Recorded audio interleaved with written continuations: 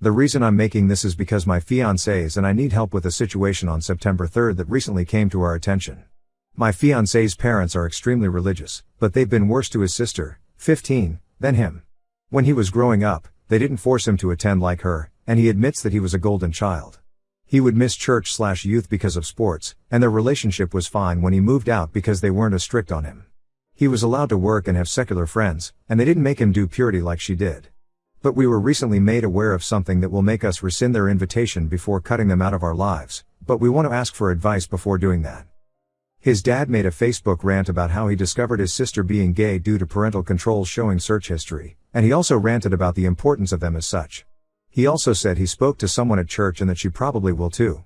However, on September 3rd, she's going to be prayed over during service, and we're worried about her/how it seems she's being made to apologize, and we want to ask if there's anything we can do. The church is fairly big with over 1,000.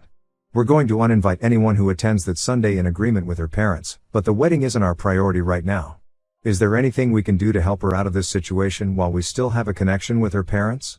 We'd especially appreciate to hear from anyone who might have been in similar situations with unacceptable parents. Edit. We live in New York, and the church where his sister is being forced to receive prayer at/apologize is on Long Island, NY. Update 1. My fiancé was able to call his dad shortly after my first post, and he asked if we'd be able to come up and see them this week. He didn't get into a confrontation on the phone because we figured that would hurt our chances of seeing her, or risk being cut off for disagreeing, thus why we haven't rescinded their wedding invitations or anything hasty. He asked if we could come to attend church with them on Sunday in light of the post, and he said we could come on Saturday and spend the night along with doing something on Saturday afternoon. So as of right now, we plan to drive up on Saturday morning. We live a few hours away, and we talked to one of our friends for advice that we're close with about what to do once we're there, but we're hoping to find some more advice because we're debating some ideas for Saturday, and we're open to any suggestions we get. The reason we asked if we could go to church with them was because of an idea I had, but I want to ask about it here. My fiancé asked if we could take her shopping when we go, and we've taken her shopping in the past without her parents. If she states that she doesn't feel comfortable with what her parents are making her do at church, would that be enough to drive her somewhere else like a hotel or back to our place to avoid it if she wants? Or would that interfere with any chances of being able to legally take her in before she's 18? Some people commented that she should be old enough to not go to church/anywhere if she doesn't want to, but would her parents have grounds to accuse us of kidnapping and take her back? That's where we're at so far, and we're considering a lawyer too and have looked up some this week that we're considering reaching out to. I'm also going to share this on a legal sub, but we're open to any advice we can get and especially from anyone who's been through something similar.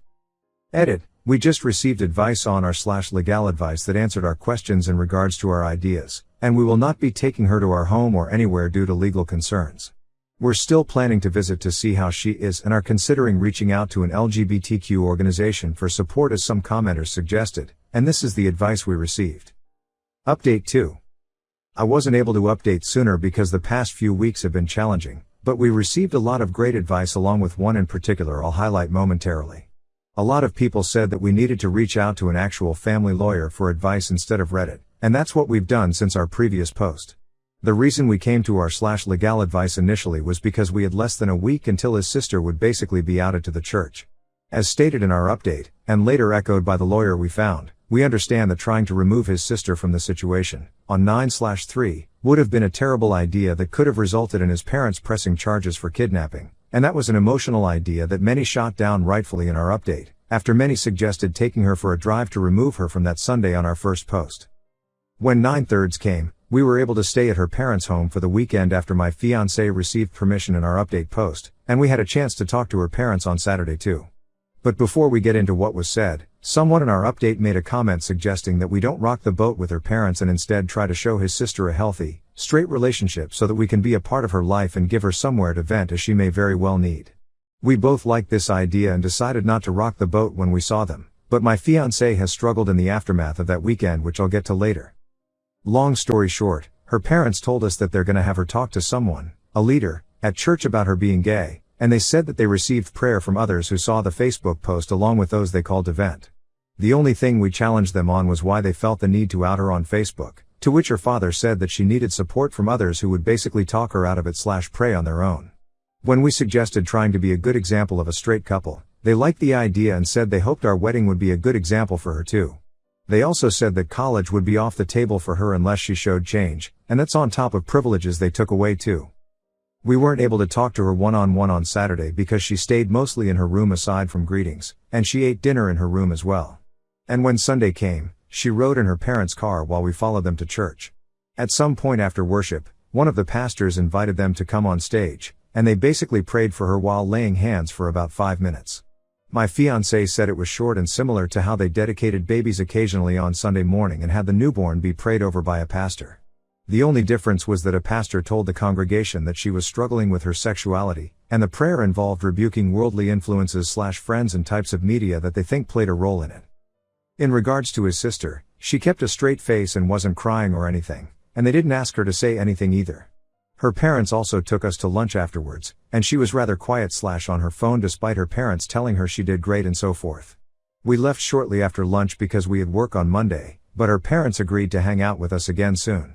And when I asked if we could try to talk to her ourselves to try and get through to her, they said we could next time we came over, although things have been difficult with my fiancé since.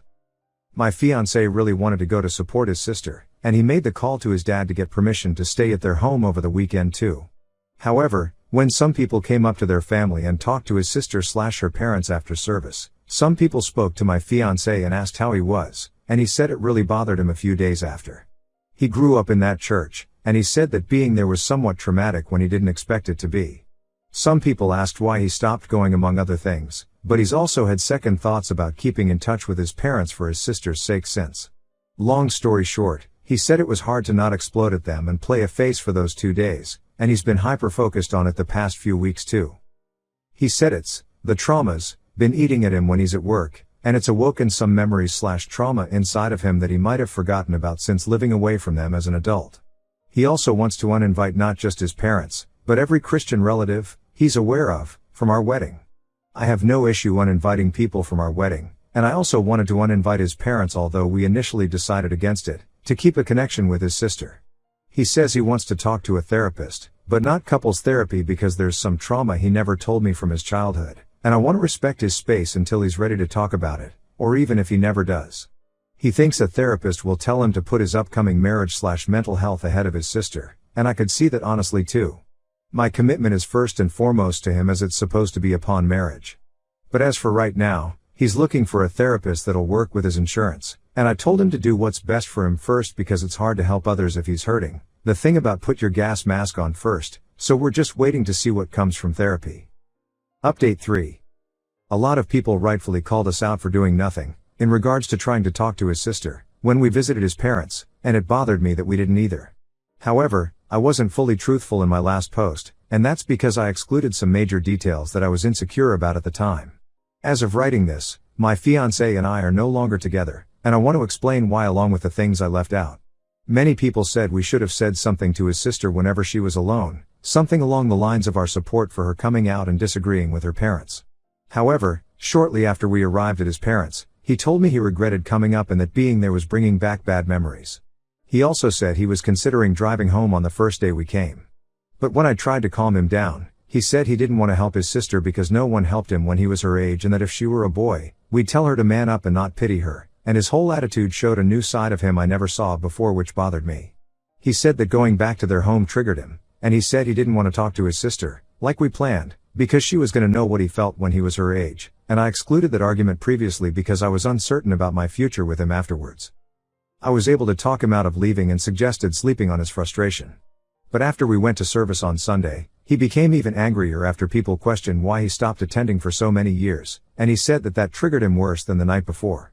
When I suggested talking to his sister without him after the service to support her, if he wasn't up to it, he said we'd be done if I did because no one helped him when he was her age. I argued that we couldn't come up and do nothing. But he kept his stance, and I regretted doing nothing and caving to him. Soon after, he said that the trauma from going back to his old church was eating him up at work along with regret from visiting them, and I was regretting doing nothing after we returned. Eventually, he told me that he wanted to break up because I prevented him from leaving the first night, which would have prevented him from going to church, and that was shortly after our visit. The breakup bothered me because of how quickly everything changed. He went from hating how his dad outed her, on Facebook, to completely changing his tone the moment we got there. Maybe something did trigger trauma upon going back to their home and especially their church, and one of my friends suggested there's a lot of generational trauma in their family. I was just stunned because he was ready to uninvite his parents / every Christian from the wedding out of anger towards his parents outing her, only to wish hardship on her once we arrived. Going back to his sister, I was able to find her on Instagram and sent her a message telling her the truth. I wasn't sure if I should tell her everything, considering her age, but my dad suggested being honest in case my ex / her parents blamed her for our breakup somehow. So I told her that we went up to offer support, but due to trauma my ex received in their home and church, he changed his mind because he was upset that nobody helped him, at her age, and I added how he told me not to talk to her either. I wrote that I was sorry for not trying to talk to her anyway and that I supported her and that nothing was her fault, along with how her parents were wrong to out her. And, surprisingly, she actually responded and said she appreciated me reaching out and opened up about a few things too. When I asked if she ever wanted to talk to a professional, she said she didn't think she'd be able to with her parents. But I gave her the link to the Trevor Project website that actually has 24/7 counselors she can chat / call for free, along with suggesting looking it up incognito or at a school computer, and she said she might sometime. We've messaged a few times here and there when something's on her mind, and I still regret not talking to her in person. But she's almost 16 now, although her parents revoked a sweet 16 that they previously offered after learning she came out, and she told me that in a message. I'm surprised that she felt comfortable to open up from time to time, but at least she's 1 year closer to being 18 and able to leave, and we still messaged from time to time. I'm not sure if anything will come from the Trevor suggestion, but I brought it up a few times, so maybe someday hopefully. She also said that things have calmed down with her parents who are no longer harassing her about being gay, and she said she's pretending not to be by going along with them for the most part. She also received some privileges that they took away, upon learning about it, after she cooperated with everything at the church, and she seems to be navigating things okay a few months after.